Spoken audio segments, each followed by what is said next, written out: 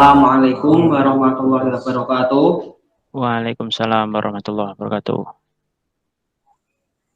Yang alhamdulillahirabbil alamin wa bihi nasta'in wa ala umuri dunya waddin wassalatu wassalamu ala asrofil anbiya'i wal mursalin sayyidina wa maulana Muhammadin amma. Yang terhormat Mas Muhammad Zulfa selaku pemateri, yang terhormat Ketua PC Ibnu IPPNU Kabupaten Pati beserta jajarannya, yang terhormat Ketua PAC Ibnu IPPNU Kecamatan Wedari Jaksa dan para jajarannya, dan yang saya banggakan segenap panitia FESMA dan Kopancap Ibnu IPPNU Wedari Jaksa serta anggota Ibnu IPPNU sekecamatan Wedari Jaksa. Pertama-tama, marilah kita panjatkan puja dan puji syukur kita atas kehadirat Allah Subhanahu wa Ta'ala yang senantiasa memberikan rahmat, taufik, dan inayahnya, sehingga kita dapat bertemu di majelis ngaji fikih yang insya Allah mubarak ini. Salawat serta salam tak lupa kita aturkan kepada junjungan kita Nabi Agung Muhammad SAW yang telah memberikan perubahan dari zaman jahiliyah hingga zaman sekarang. Ya, di sini saya Muhammad Hisam Nawawi sebagai moderator ngaji fikih ingin membacakan CV dari pemateri.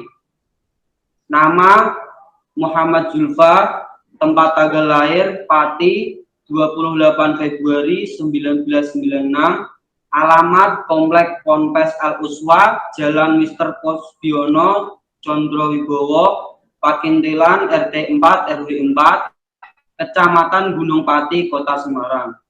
Medsos, FB Zulfa Muhammad, IG Muhammad Zulfa. Pengalaman organisasi beliau ini sangat luar biasa. Yang pertama, DPD KNPI Kota Semarang, PW Pimpinan Wilayah Ikatan Pelajar Nahdlatul Ulama Jawa Tengah, RMI PWNU Jateng. Riwayat pendidikan SD Pagerharjo 01, MTS dan MA Nahdlatul Ulum, S1 di UIN Wali Songo. Pesan beliau, kerjakan yang terbaik untuk hari ini dan seterusnya. Motivasi Hudma Sofan Wada'a Al-Qudri. Kepada Mas Zulfa, saya persilakan. Oke, terima kasih. Bismillahirrahmanirrahim. Assalamualaikum warahmatullahi wabarakatuh. Alhamdulillahirabbil alamin. Nahmadu wa nasta'inu wa nastaghfiruh. Wa na'udzu billahi min syururi anfusina wa min sayyiati a'malina. May yahdihillahu fala mudhillalah wa may yudlil fala hadiyalah. Asyhadu an la ilaha illallah wa asyhadu anna Muhammadar Rasulullah. Allahumma sholli ala sayyidina Muhammad wa ala ali sayyidina Muhammad, amma ba'du. Yang terhormat segenap pengurus PAC Ibnu IPPNU Wedari Jaksa, khususnya panitia FESMA Ramadan tahun 2021 yang berbahagia. Yang pertama-tama marilah kita panjatkan puja dan puji syukur kehadirat Allah Subhanahu wa Ta'ala yang telah melimpahkan kenikmatan sehingga kita bisa bertemu pada kesempatan kali ini. Yang kedua, sholawat ma'asalam tetap kita kunjukkan kepada Nabi Agung Muhammad SAW, karena beliaulah kita bisa mendapatkan ilmu dan juga Islam yang terang benderang ini. Yang ketiga kalinya, saya bangga sekali dengan rekan-rekan kita IPNU, IPPNU, anak cabang Wedari Jaksa yang menyelenggarakan pengajian kecil-kecilan ini. Nah, pengajian yang berdurasi pendek ini semoga bisa memberikan wawasan yang lumayan kepada rekan-rekan kita. Nah, pada pertemuan kali ini kita akan membahas yaitu rukun Islam yang ketiga. Kalau kemarin Mas Hisam bilang yang keempat, kelihatannya kok kurang pas yang keempat. Yang pertama itu adalah syahadat, yang kedua adalah sholat, yang ketiga adalah puasa. Nah, yang mungkin yang dimaksudkan Mas Hisam ini adalah puasa. Nah, pada sore hari ini kita ngaji bersama-sama tentang puasa. Jadi alhamdulillah pada sore kali ini rekaman ngaji ini direkam pada tanggal 20 Ramadan sore hari. Nah, terus terang saya akan membacakan beberapa referensi yang menurut saya masih relevan untuk kita bahas. Ini nanti kira-kira sampai berapa menit Mas Hisam?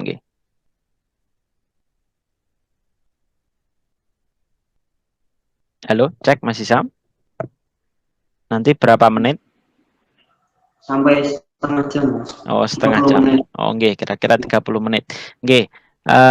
Marilah kita mulai pengajian pada sore hari ini. Saya tadi sempat mengambil beberapa referensi yang saya punyai tentunya. Yang pertama adalah ada kitab Fathul Qorib yang sudah sering dijadikan bacaan oleh rekan-rekan kita, yaitu Fathul Qorib Mujib karangan Imam Ahmad bin Hussein atau yang kita kenal dengan Abi Suja.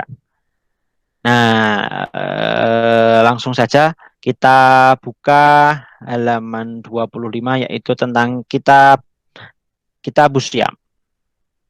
Nah, menarik kita bahas puasa ini karena puasa ini yang sudah saya sampaikan di depan adalah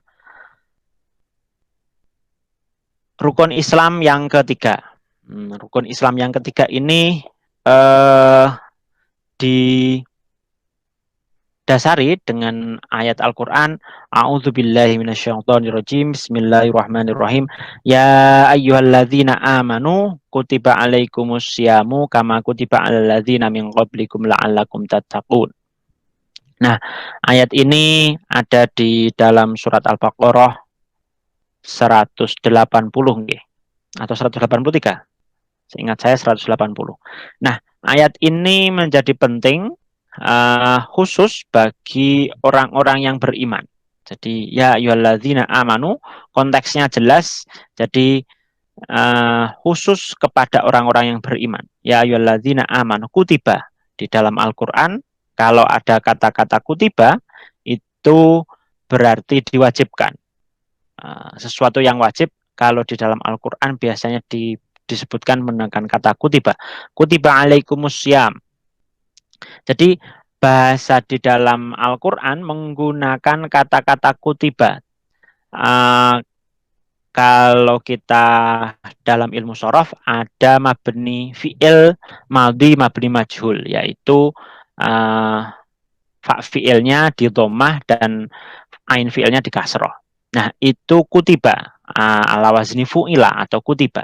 Nah, kutiba ini di dalam referensi yang saya baca tidak mabni majhul, tidak diketahui atau bukannya tidak diketahui, akan tetapi fa'ilnya tidak ada.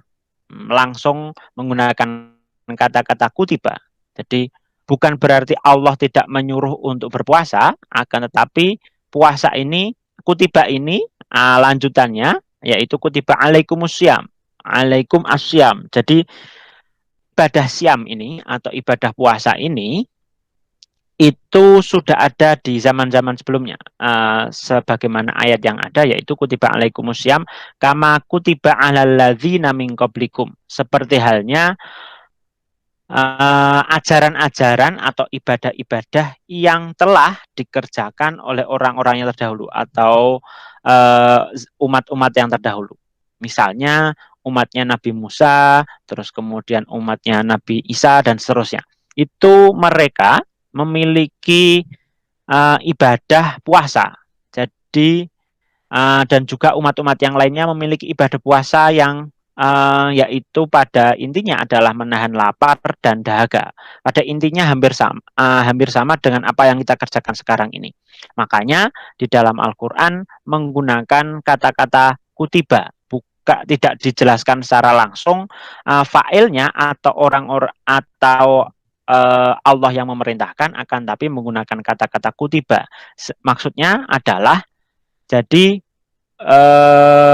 ibadah puasa ini itu sudah turun-temurun dan Nabi Muhammad itu menyempurnakan atau menggunakan ibadah ini sebagai ibadah yang telah dahulu dan dilestarikan oleh Kanjeng Nabi. Pun Kanjeng Nabi ketika sebelum ada kewajiban untuk berpuasa di dalam syariat Islam, Kanjeng Nabi sudah sering melakukan puasa, yaitu kalau dalam sebuah riwayat dikatakan bahwasanya Kanjeng Nabi itu setiap bulan berpuasa selama 3 hari. 3 hari di tengah-tengah bulan, yaitu di tanggal 13, 14, dan 15. Ada sebuah riwayat mengatakan begitu. Nah, dengan demikian kewajiban ibadah puasa ini menjadi penting dilakukan oleh umat Muhammad atau umat Kanjeng Nabi Muhammad SAW agar bisa mengendalikan hawa nafsu. Jadi hawa nafsu ini penting untuk dikendalikan.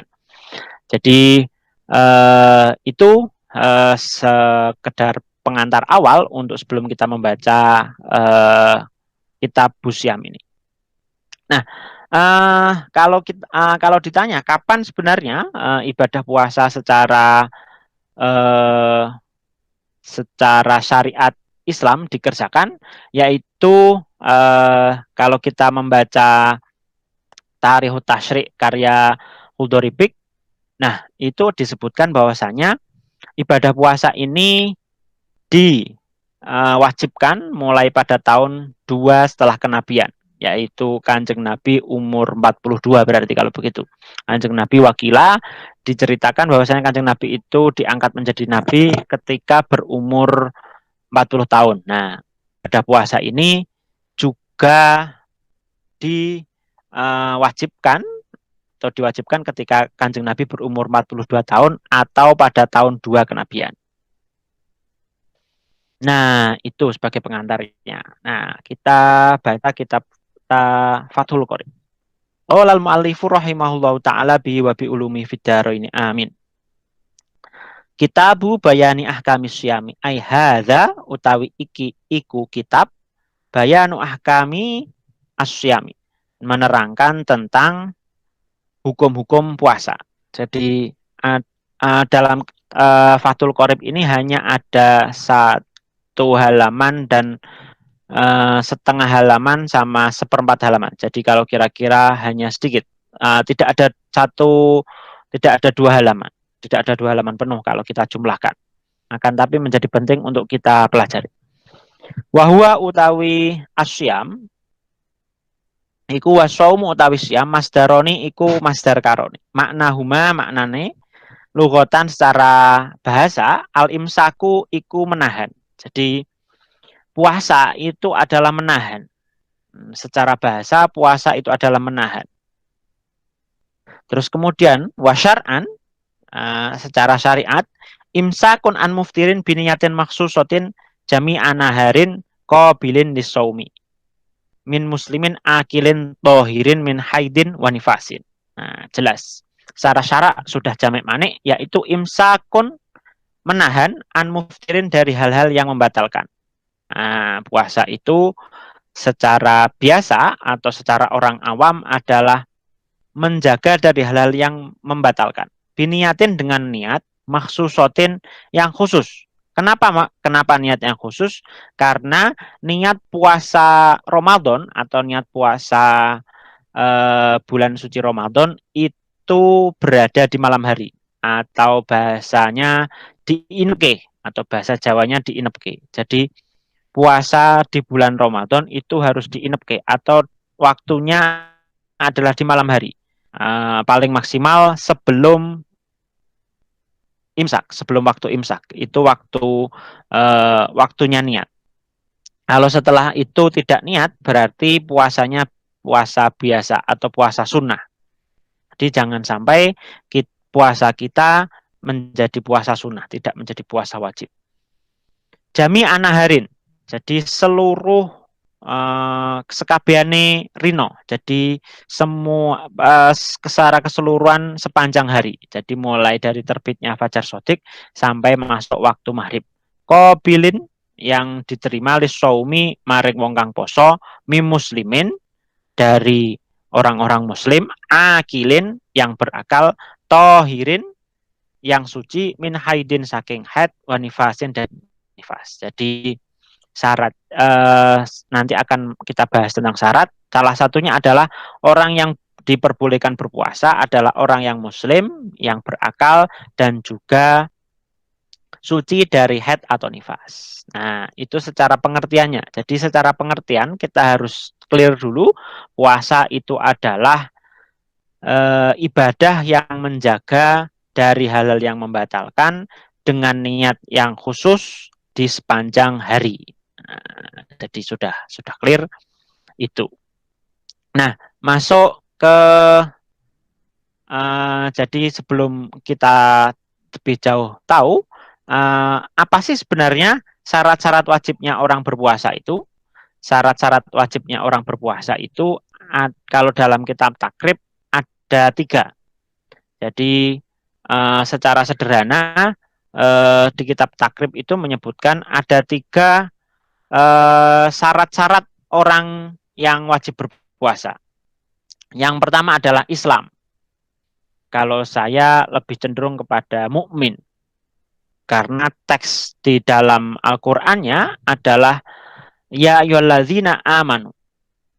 Kalau menurut saya Islam saja tidak cukup, akan tetapi harus mukmin atau orang yang beriman. Orang yang beriman itu sudah di zahiron wa batinan dalam Islam. Kalau hanya Islam saja bisa jadi Islam KTP, Islam orang awam. Kalau mukmin dia sudah zahiron wa batinan fil Islam, atau kalau di dalam Al-Qur'annya adalah sudah fisilmi kafah, di dalam Islamnya sudah kafah, sudah beriman. Nah, yang kedua adalah balik. Balik ini kalau laki-laki berarti sudah ihtilam atau sudah pernah mimpi basah. Untuk yang perempuan berarti sudah pernah haid. Itu untuk secara biologis, akan tapi kalau secara umur biasanya perempuan maksimal 9, terus kemudian laki-laki 15. Nah, itu adalah kategori balik. Terus yang ketiga adalah wal qudratu ala syami.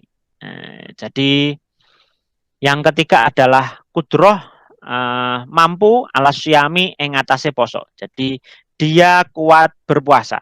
Jadi 3 syarat ini menjadi penting syarat wajibnya berpuasa. Jadi kalau tidak misalnya ada orang kemarin saya sempat browsing, sempat menemui YouTube bahwasanya ada seorang Nasrani ingin merasakan puasanya orang Indonesia. Dia boleh mengatakan puasa, akan tapi puasanya tidak diterima. Karena sejatinya dia bukan orang Islam. Jadi kalau dikatakan berpuasa sah-sah saja secara bahasa keseharian, akan tapi secara bahasa ibadah itu tidak sah karena dia bukan orang Islam. Nah, itu. Terus kemudian dia pun walaupun balik dan kuat untuk berpuasa, akan tapi karena syarat yang pertama tidak terpenuhi, maka dia tidak masuk kategori puasa. Nah, itu.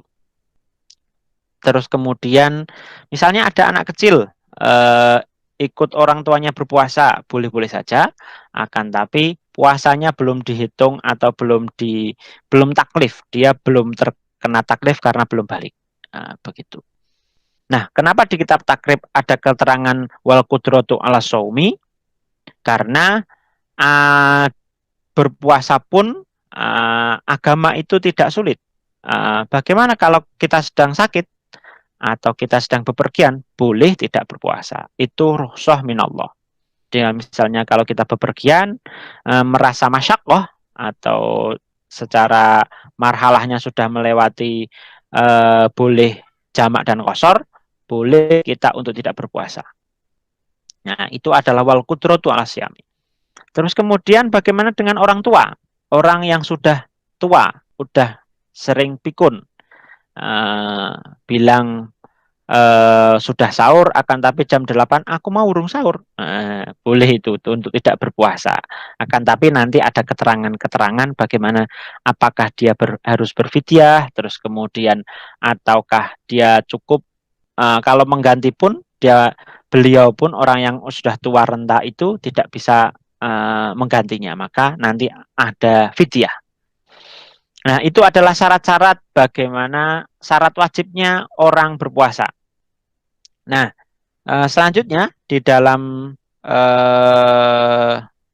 teks kitab takrib yaitu wa faraidu as-shaumi arba'atu asya. Jadi fardunya berpuasa itu ada 4. Jadi jangan sampai kita melanggar fardunya berpuasa. Apa itu yang pertama? Ahadua an-niyatu. Jadi niat itu penting di dalam berfardu puasa. Yang pertama adalah niat, yang kedua wal imsaku anil akli wasyurbi. Jadi menahan dari makan dan minum. Yang ketiga adalah wal jima'u dan jima'. Terus kemudian yang keempat adalah wa ta'ammada al-qoya. Menyengaja mutah-mutah. Jadi itu akan membatalkan puasa. Nah, niat.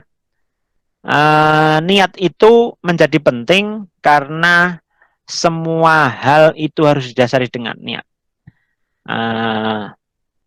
Innamal a'malu binniyat. Jadi semua pekerjaan itu harus dilandasi dengan niat. Nah, niat itu letaknya di mana? Niat itu letaknya di dalam hati. Jadi kalau setelah taraweh, leluhur-leluhur kita mengajarkan Bismillahirrahmanirrahim. Nawaitu shauma ghadin an ada'i fardhi syahri ramadhana imanan wa ihtisaban fardholillahi ta'ala. Niat ingsun poso sedina saesuk saking anekani fardune wulan Ramadan ing dalam tahun iki fardu krana Allah Ta'ala. Nah, itu walaupun dijadikan syiiran oleh leluhur kita setiap kali setelah taraweh itu menjadi penting untuk dilafalkan. Niat itu dilafalkan di dalam lisan, di lisan, akan tetapi hatinya juga kalau dalam bahasa Jawa kerentek atau menguatkan, mentekadkan, membulatkan tekad niat untuk berpuasa. Kalau kita tidak niat di dalam hati, nah ini yang perlu menjadi ingat-ingat bagi rekan-rekan kita. Kalau setelah taraweh ada tadi syiiran atau imam atau Bilal yang melafalkan syiiran niat puasa, lafalnya dilafalkan atau niatnya dilafalkan, kemudian hatinya mengkerentek atau membulatkan tekad untuk besok saya mau berpuasa. Nah, itu menjadi penting. Nah, itu yang pertama niat. Yang kedua imsaku anil akli wasyurbi. Jadi yang kedua adalah menahan lapar dan dahaga. Nah, ini kategori yang syarat yang fardu yang selanjutnya adalah jima. Jima itu tidak boleh. Karena jima nahari Ramadan itu hukumnya dosa. Dosa. Jadi sampai nanti ada kafaroh. Terus yang keempat adalah fardu yang keempat adalah wa ta'ammada al-qoya. Itu menyengaja muntah-muntah. Jadi hati-hati kalau yang biasanya menggosok gigi terus kemudian terlalu dalam nyogrok terus kemudian muntah, makanya hati-hati jangan sampai ketika gosok gigi terus kemudian itu karena bisa jadi itu adalah bagian dari menyengaja untuk muntah bisa jadi. Nah, makanya hati-hati kalau kita sedang gosok gigi atau sedang lebih-lebih ketika gosok gigi. Nah, itu hati-hati. Seringkali ada orang yang gosok gigi biasanya kemudian muntah-muntah. Nah, itu hati-hati. Nah, itu ada 4 syarat, 4 uh, fardunya orang-orang yang melaksanakan puasa. Nah, itu adalah pengantarnya. Terus kemudian Mas Hisam ada pertanyaan atau kita lanjutkan terlebih dahulu? Monggo Mas Hisam kalau ada pertanyaan agar pembahasan kita ini bisa interaktif. Ya Mas, tadi mengenai niat Mas. Oke, Jadi betul. itu ketika seseorang itu lupa niat pada malam hari itu puasanya menjadi puasa sunnah Mas. Jadi itu ntar wajib qadha Mas. Ya, kalau secara saya ulangi pembahasannya. Jadi hati-hati dengan fardu puasa. Yang pertama ini, fardu puasa ini adalah niat. Niat itu harus dimabitkan di malam hari. Jadi niat itu dimabitkan di malam hari karena menjadi penting, bukan seperti halnya puasa-puasa sunnah. Jadi kalau puasa sunnah misalnya hari Senin, terus kemudian mulai pagi sampai jam 11, tidak makan, tidak minum, terus kemudian boleh baru niat jam 11. Itu boleh. Puasa hari-hari biasa, belum makan, belum minum, terus kemudian jam 11, baru niat puasa Senin itu boleh. Akan tapi catatan waktunya adalah sebelum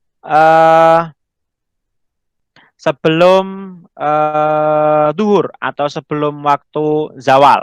Jadi ketika sebelum waktu zawal masih boleh niat untuk puasa sunnah. Akan tapi untuk puasa wajib atau puasa Ramadan itu menjadi penting niat di malam hari. Karena itu adalah puasa fardu. Nah, untuk menanggulanginya, seandainya misalnya kita lupa niat di tengah-tengah misalnya kita tidak taraweh terus kemudian lupa untuk niat, itu bisa sering terjadi. Nah, di awal Ramadan kita harus membulatkan tekad seperti halnya niatnya Imam Hanafi. Imam Hanafi, mazhab Hanafi, boleh-boleh saja kita mengikuti mazhab Hanafi untuk kita sudah membulatkan tekad niat di 1 bulan Ramadan. 1 bulan penuh kita niat puasanya. Walaupun 1 bulan itu pasti puasanya di siang hari, tidak mungkin puasanya di malam hari. Jadi, nah maksudnya adalah niat 1 bulan penuh. Jadi bisa bukan mengakali atau bukan mengegah-ngegoke, tapi itu adalah niat yang agar kita aman kalau ketika lupa, aku bengi lali gak niat Nah, mulai sekarang itu bisa dipraktekkan saya niat puasa penuh 1 bulan Ramadan. Nah, begitu caranya. Nah, agar kita terhindar dengan lupa niat. Nah, karena itu menjadi penting. Karena niat yang sering kita lafalkan adalah saumagotin, puasa besok hari, bukan puasa selama 1 bulan, akan tapi puasa besok hari. Niat puasa harian itu juga penting, akan tapi dalam sekali awal Ramadan ataupun misalnya dalam mulai hari ini rekan-rekan kita yang belum tahu, nah bisa diniatkan puasa dalam 1 bulan. Begitu kira-kira Mas Hisam.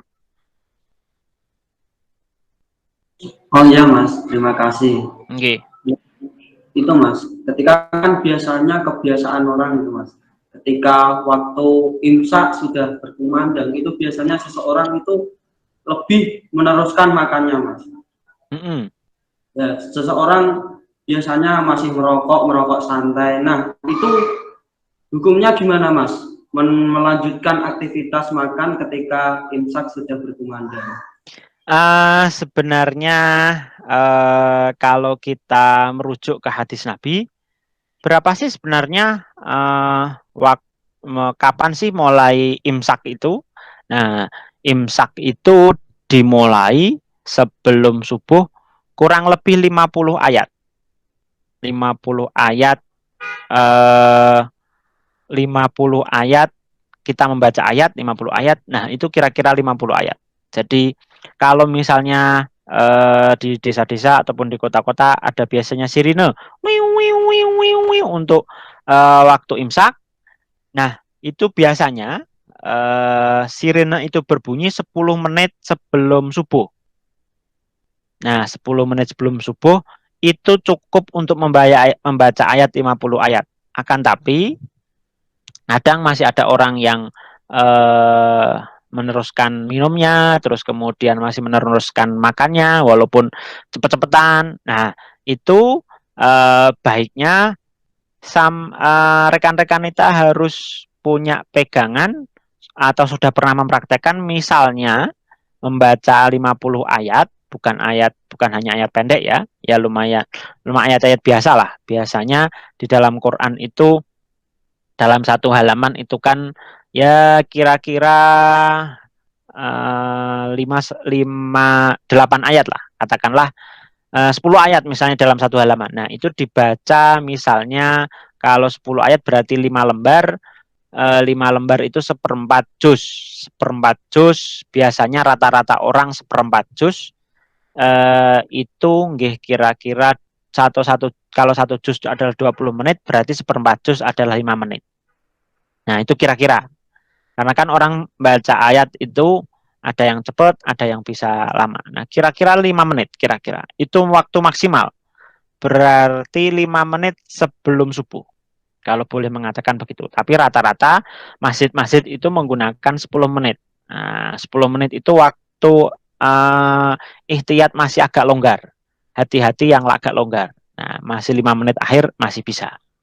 Jadi bukan berarti saya membolehkan untuk melanjutkan melakukan aktivitas hal-hal yang membatalkan puasa, misalnya makan, minum, terus kemudian rokok, dan seterusnya dan seterusnya. Akan tetapi dalam teks hadisnya begitu, kurang lebih 50 ayat itu ya kira-kira 5 menit. Begitu. Begitu Mas Hisam.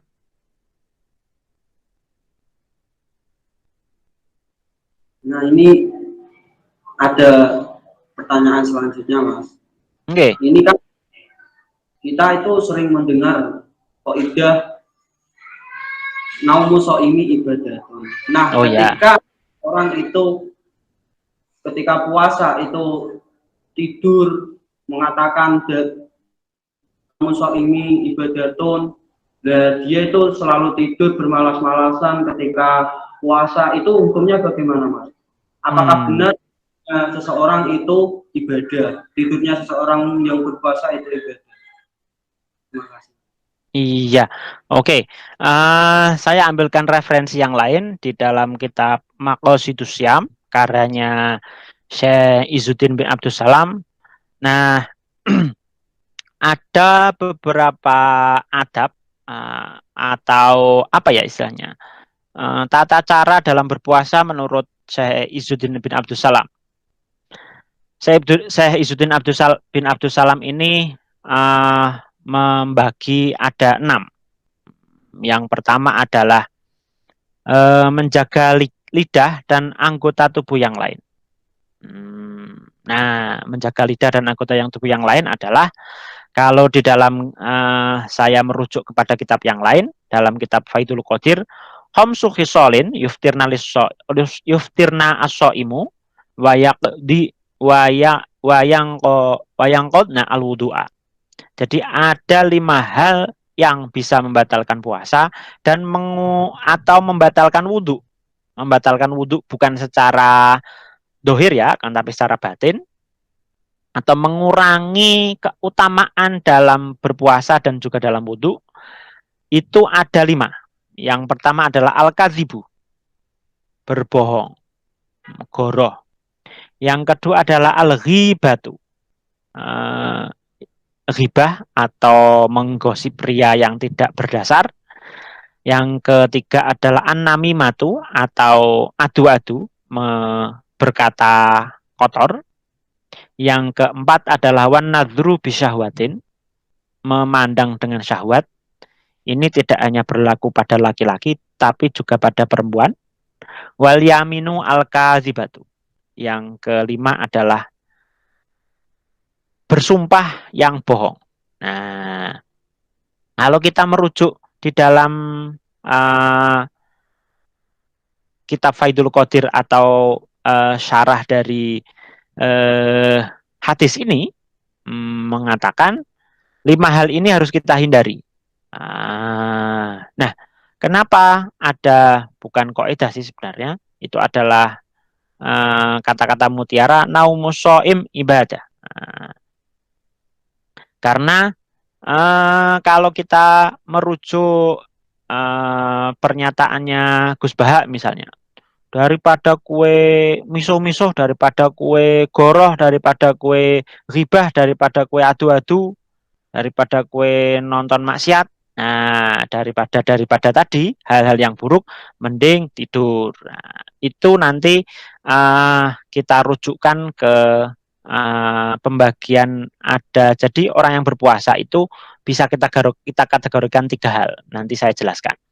Nah, kita jelaskan yang adabnya orang yang berpuasa menurut Syekh Izzuddin bin Abdus Salam ini. Nah, tadi menjaga lidah dan anggota-anggota tubuh yang lainnya. Jadi naumu so'imin ibadah itu konteksnya relevan bagi orang-orang kategori yang pertama. Jadi ada orang yang berpuasa, itu kategori pertama yaitu orang awam. Jadi orang awam itu hanya dalam kitab Risalatus Syam disebutkan kategori yang pertama ini adalah orang yang awam. Ya, jadi hanya Islam, balik terus kemudian dia kuat berpuasa. Jadi kategori orang-orang yang biasa saja. Jadi kalau kaidah atau peribahasa itu masih sampean pegangi, nah, itu berarti rekan-rekan kita masih dalam tahap orang-orang awam. Nah, pengen orang-orang awam apa orang-orang yang khawas. Nah, tinggal mengkategorisasi diri saja. Terus kemudian kategori yang kedua adalah khawas atau kategori orang-orang yang khusus. Orang-orang yang khusus itu selain kategori orang awam, ditambah dia mampu menjaga dirinya. Tadi menjaga lisannya, menjaga tubuhnya agar tidak melakukan maksiat. Nah, itu yang kategori kedua. Nanti kategori yang ketiga kita lanjutkan kalau sudah ada berpuasa yang selesai ini. Nah, ada berpuasa yang selanjutnya adalah menjaga diri atau menjaga akhlak. Menjaga akhlak maksudnya adalah misalnya sampean ditawari makan. Kebetulan bukan orang Islam. Nah, bilang saja saya sedang berpuasa. Berpuasa tidak makan dan tidak minum, mohon maaf. Nah, itu adalah menjaga akhlak. Itu ada hadis nabinya. Terus kemudian yang ketiga adalah ketika berbuka berdoa. Nah, berdoa ini menjadi penting karena doa itu adalah senjatanya orang-orang mukmin. Nah, ada beberapa teks yang beredar yang sudah masyhur adalah Allahumma lakasumtu wa ala rizqika aftartu. Itu adalah yang masyhur, yang sudah dikenal oleh banyak orang. Akan tapi ada teks redaksi yang lain, zabadzuma'u wa batallatil uruqu wa sabatal ajru insyaallah. Itu adalah ada teks yang lain. Hadis, itu teks hadis. Terus kemudian teks hadis yang lain, alhamdulillahilladzi a'anani fasumtu wa razaqani fa'aftartu. Itu juga teks hadis. Jadi ada banyak hadis. Kalau bisa rekan-rekan kita dihafalkan. Zabadzuma wa tala'il uruqu wa sabatal ajru insyaallah. Hafal? Ada yang sudah hafal? Zabadzuma wa tallatil uruq wa tsabatal ajru insyaallah. Nah, teksnya itu. Itu yang ketiga. Yang keempat, nah ini kita bisa sesuaikan di kondisi Indonesia. Jadi kalau teksnya itu adalah makan kurma, teks hadisnya makan kurma atau minum air putih, maka kalau di Indonesia khususnya di Jawa atau neng Jari misalnya ora ono Pak kurma larang, onone kolak. Nah, kolak bisa menjadi bagian berbuka pertama karena manis. Jadi berbukalah dengan manis. Akan tapi kalau orang yang jomblo biasanya berbukalah dengan yang pasti. Pilihlah yang pasti, bukan berbukalah dengan yang pasti. Tapi pilihlah dengan orang yang pasti-pasti saja, bukan dengan yang manis. Jadi pilihlah yang manis. Pilihlah yang pasti, bukan pilihlah yang manis. Karena yang manis belum tentu pasti. Biasanya slogannya orang jomblo biasanya begitu. Jadi itu intermezzonya. Jadi, nah kalau orang-orang Nusantara menggunakan kolak misalnya atau menggunakan yang manis-manis yang lainnya, itu baik dikonsumsi. Kita bisa kontekstualisasikan karena orang yang berpuasa itu membutuhkan asupan glukosa yang lebih. Nah, makanya ketika pertama kali mengasup glukosa yang lebih banyak. Yang tepatnya sih sebenarnya sukrosa. Atau yang lebih mudah dicerna oleh tubuh. Kalau glukosa itu masih dipecah, kalau yang lebih mudah dicerna adalah sukrosa. Kalau nanti orang-orang anak-anak fisika atau anak-anak kimia lebih paham itu. Sukrosa atau fruktosa. Pokoknya intinya adalah zat yang lebih mudah dicerna oleh tubuh. Makanan apa itu monggo. Nah, itu bisa diterjemahkan seperti itu. Karena itu ada kebutuhan teks hadisnya adalah kurma karena hal yang dekat di Arab pada waktu itu adalah kurma. Kalau kita berada di Indonesia, onone teh, ya Pak minum teh, enggak apa-apa. Karena itu baik untuk tubuh. Intinya adalah puasa itu adalah menjaga kesehatan tubuh kita. Terus selanjutnya yang 5 dan yang keenam adab menurut Syekh Izzuddin bin Abdussalam yaitu menyegerakan berbuka dan mengakhirkan sahur. Itu yang kelima dan yang keenam. Nah, itu adab-adab yang berpuasa. Terus kita lanjutkan tadi adalah kategori orang-orang berpuasa itu sebenarnya dibagi berapa toh? Nah, tadi sudah saya singgung ada 3 menurut ini ulama Nusantara. Menurut Kiai Haji Ahmad bin Abdul Hamid Kendal. Nah, ini beliau menyatakan ada 3. Yang pertama adalah puasanya orang awam atau tadi konteks naumusoim ibadah itu cocok untuk orang-orang awam. Nah, kalau sampean masih merasa orang awam, lakoni terus ora apa-apa. Jadi ben menjadi orang awam terus. Nah, terus kalau ingin meningkat derajatnya, menjadilah orang yang khawas. Orang yang khawas itu walaupun berpuasa, dia tetap bekerja, walaupun berpuasa, dia tetap melakukan aktivitas sebagaimana biasanya. Tidak terganggu dengan berpuasa. Jadi puasa itu bukan halangan, bukan rintangan untuk kita tidak melakukan hal-hal yang bermanfaat, hal-hal yang berguna. Puasa harusnya malah kita gunakan untuk belajar yang lebih giat. Bukan berarti wah ngelah aku. Ngelah ya keseleren turu, begitu. Jangan dijadikan alasan untuk bermalas-malasan, tidak boleh. Nah, itu adalah kategori orang solih. Jadi orang solih itu puasanya di atasnya kategori orang yang awam. Yang ketiga adalah puasanya khawasul khawas, yaitu sebagaimana puasanya para nabi dan para rasul. Kalau puasanya para nabi, para rasul itu sudah merasuk di dalam dirinya. Maksudnya adalah ya puasa secara seluruhnya. Tidak hanya puasa badannya, tapi juga puasa nafsunya, puasa akalnya, tidak memikirkan hal-hal yang Victor lah sampean puasa cek pikirannya kotor ya berdua itu masuk kategori orang-orang yang awam. Jadi puasanya wong biasa we. Nek puasanya orang-orang yang khusus itu apalagi khuasul khuas itu ngerasani wis ora. Apa meneh padu, apa meneh memaki, apa meneh berbohong dan seterusnya dan seterusnya. Begitu Mas Sisa. Kalau masih ada pertanyaan monggo. Nah, ini ada pertanyaan Mas mengenai zaman sekarang ini kan apa marak-maraknya yang namanya COVID-19.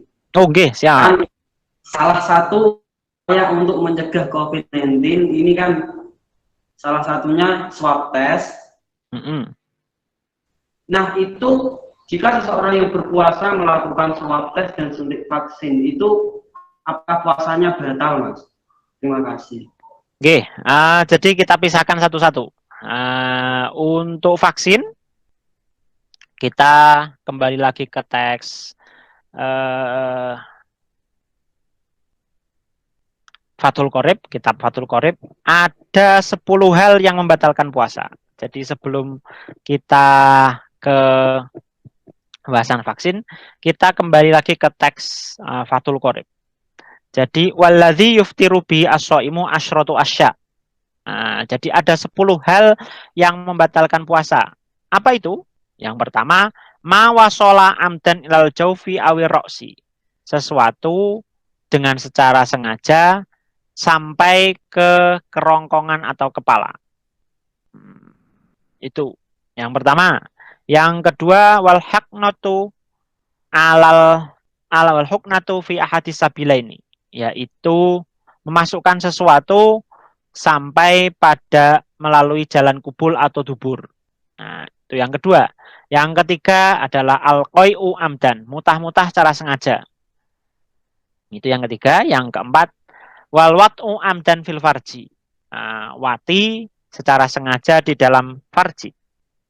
Yang kelima, wal inzalu an mubasyaratin, yaitu melakukan hubungan suami istri secara sengaja.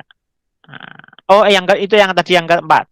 Yang kelima, wal inzalu an mubasyaratin, keluar mani sebab bersentuhan kulit. Terus yang keenam, wal haidu, haid. Yang ketujuh, wan nifasun dan nifas, wal jununu lan gila. Jadi itu sudah atau keluar dari syarat wajibnya puasa. Wal bulughu, akil balik. Sudah tidak berakal, dia batal puasanya. Wal jununu wal ighma'u kulla yaumin, pingsan selama sehari. Jadi kalau dia pingsan, beda dengan tidur ya. Kalau tidur tidak membatalkan puasa. Kalau pingsan selama sehari itu batal puasanya. Atau bisa jadi misalnya kalau ayan termasuk hilang akal atau junun. Terus selanjutnya yang terakhir adalah waridatu, murtad. Murtad itu juga dalam kategori membatalkan puasa. Nah, bagaimana dengan vaksin? Vaksin ini kita lihat, vaksin itu memasukkan sesuatu atau masukkan obat melalui tangan kiri. Jadi kalau vaksin itu disuntik pergelangan kirinya. Nah, itu tidak masuk melalui mulut atau melalui jalan belakang atau jalan belakang, tidak melalui masuk hidung, tidak melalui telinga. Jadi itu sah-sah saja. Tidak membatalkan puasa vaksin. Kalau vaksin sudah jelas. Nah, tetapi bagaimana dengan swab? Nah, dengan swab pun menurut saya itu adalah karena tidak masuk sampai rongga tenggorokan, ilal jaufi, itu tidak masuk ke jauf, tidak masuk ke sini. Kalau menurut saya dan juga menurut ulama-ulama yang memperbolehkan swab di rongga sampai sini, itu rongga hidung tidak sampai ke jauf. Nah, itu diperbolehkan. Jadi swab ketika berpuasa itu boleh. Jadi dalam Fathul Qorib sebenarnya sudah dijawab, akan tapi karena kadang kita lupa, kadang kita tidak membaca dengan teliti kitab-kitab yang sederhana sebenarnya. Jadi itu sudah terjawab dalam kitab-kitab yang sederhana. Cuman kita kadang lupa. Ma wasola amdan ilal jaufi awir roksi. Sesuatu yang sampai ke kepala atau ke jauf. Jauf itu sini, jauf.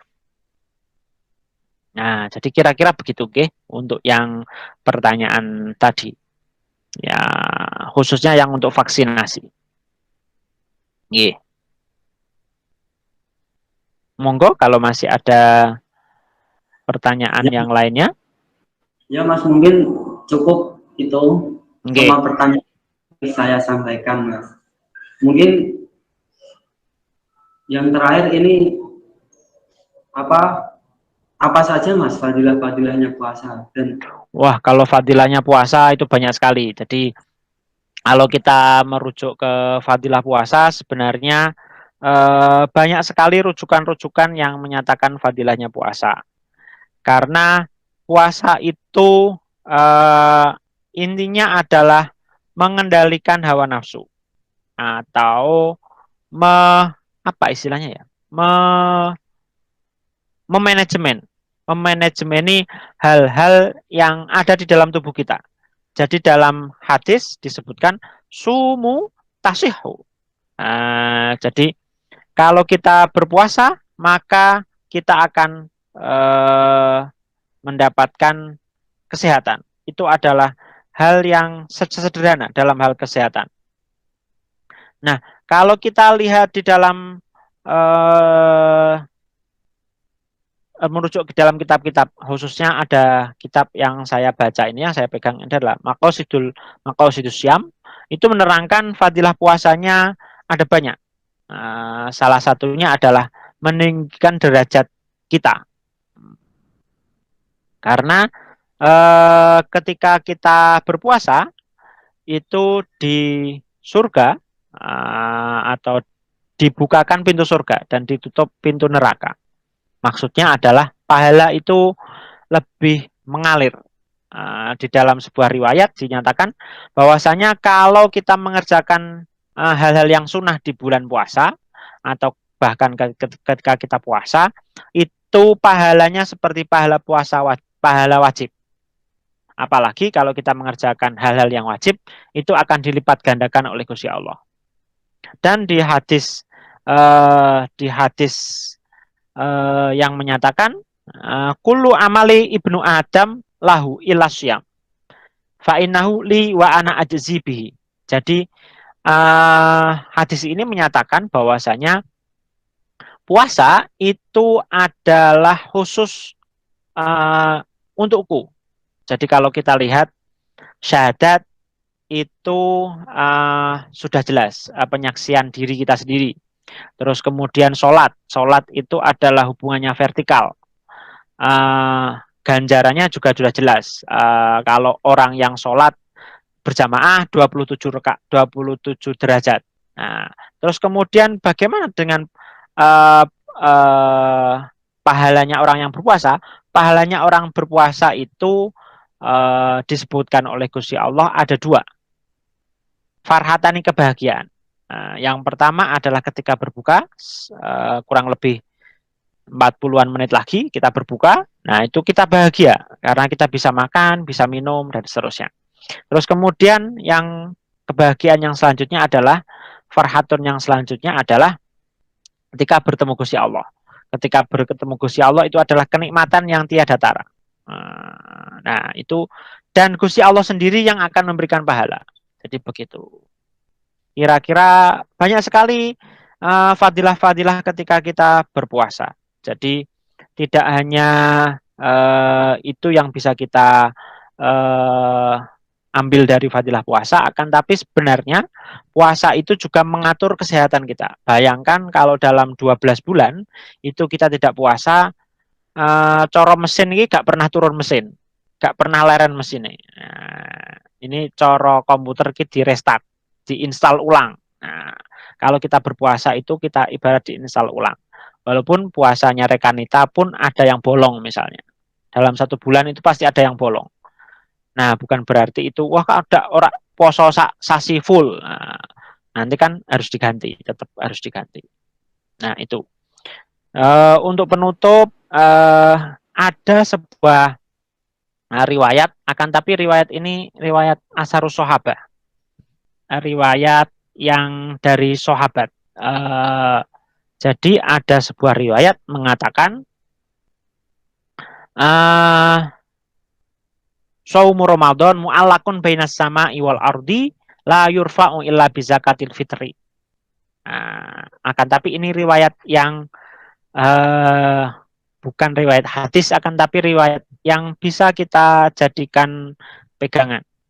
Maksudnya adalah puasa Ramadan atau pahala puasa Ramadan itu digantung antara langit dan bumi, tidak akan diterima oleh Gusti Allah kecuali ketika zakat fitrah sudah ditunaikan. Maksudnya tidak sempurna orang yang berpuasa akan tapi tidak zakat fitrah. Makanya boleh kita zakat fitrah dengan takjil. Takjil itu mulai kapan? Mulai tanggal 1 Ramadan sampai akhir bulan Ramadan. Kadang 29, kadang 30. Jadi kita harus selain puasa, kita juga harus melaksanakan zakat fitrah. Kurang lebih begitu. Jadi pengajian sore hari ini ada beberapa kitab yang saya kutipkan tadi, ada dari Fathul Qorib, ada kitab Risalatus Syam, ada kitab Maqasidul Ibadat, ada kitab Faidul Qadir, ada kitab I'anatul Hasyah I'anatul Thalibin, dan kitab-kitab yang lain. Nah, ngaji baiknya adalah mengambil referensi-referensi yang muktabaroh. Jadi kita tidak keluar dari jalur, dari real yang sudah kita miliki. Jadi agar kita menjadi cerdas dengan referensi yang baik atau dengan rujukan-rujukan yang terpercaya. Tidak menggunakan rujukan-rujukan yang asal dari sumber-sumber yang tidak bisa dipercaya. Nah, ambillah rujukan yang dapat dipercaya. Kitab-kitab, walaupun kita sekarang mudah akses informasinya, akan tapi harus kita tasih dulu, benar gak iki teksnya? Begitu, teksnya sudah benar atau perlu dikoreksi kembali. Makanya tadi di akhir yang saya sampaikan, Shaumu Ramadan mu'allakun bainas sama'i wal ardi la yurfa'u illa bizakatil fitri, itu adalah teks yang kita jadikan pegangan saja. Itu bukan teks hadis. Hadisnya adalah hadis dengan sanad yang tidak ada satu rawi hadis yang kurang dipercaya. Tapi itu ada di Hasyiah I'anatul Thalibin, itu ada. Dan dari kitab-kitab yang lain ada keterangannya. Mungkin itu yang bisa saya sampaikan. Apabila ada hal yang baik, bisa diambil kajian dalam pengajian dan kajian pada sore hari ini. Pesan kepada rekan-rekan kita PAC, IPNU, IPPNU Wedari Jaksa, saya berpesan seperti motivasi saya yang saya sampaikan di dalam CV itu. Buatlah yang terbaik. Jadi jangan sampai kita membuat tidak hal-hal yang buruk. Buatlah hal yang terbaik agar bisa dikenang. Kalau kita buat yang terbaik hari ini, kita nanti bisa mengoreksinya di kemudian hari kalau kita salah. Kalau hal yang salah itu insya Allah akan dikoreksi oleh orang-orang yang peduli dengan ilmu, peduli dengan masyarakatnya, peduli dengan teman-temannya, peduli dengan rekan-rekannya. Itu pasti akan dikoreksi. Jadi jangan takut salah. Intinya begitu, Pak Sul. Saya mau mengatakan jangan takut salah. Kalau kalian salah, itu insya Allah masih ada yang mengingatkan.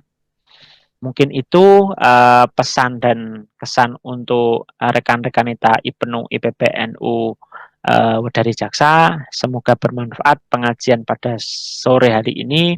Saya senang sekali masih punya ta'aluk atau masih punya hubungan dengan rekan-rekan kita, walaupun berbeda generasi, walaupun umurnya jauh, walaupun masih banyak yang lain, akan tapi saya suka, saya senang masih dilibatkan dalam hal-hal yang masih bisa saya berkontribusi. Akhiron dari saya, wal afu minkum, wallahu muwaffiq ila aqwamit thoriq. Wassalamualaikum warahmatullahi wabarakatuh. Ya, terima kasih saya ucapkan kepada Mas Zulfa yang telah memberikan ilmunya kepada kita.